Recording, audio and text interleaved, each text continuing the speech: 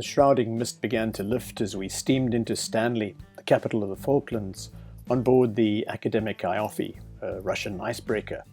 We were bound for Antarctica, but now our first stop was the capital.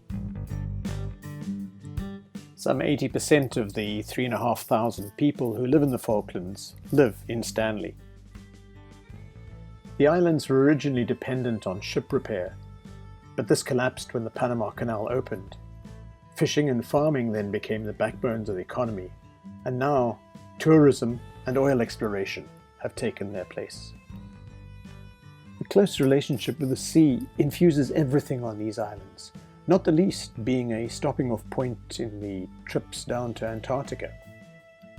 The 2-month war with Argentina in 1982 left 20,000 mines across 117 minefields. Fortunately, unlike these World War II relics, most have been cleared.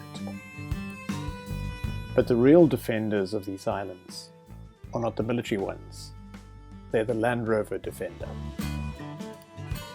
I've never seen so many defenders crammed into such a small space.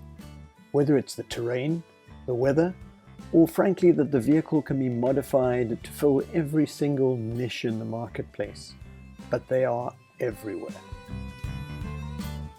These defenders have taken on a role in every walk of life, from private vehicles to military vehicles to construction to local government to ambulances, fire services, you name it, even hearses. They are such a basic part of community life here. It's almost impossible to turn your head and look in any direction and not see another Land Rover Defender. In fact, there are so many here, the traditional Land Rover wave doesn't happen because you'd be waving all the time.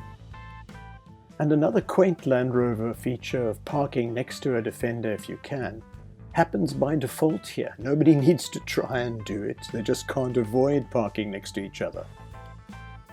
For anyone who's a Defender fan, this island is a dream.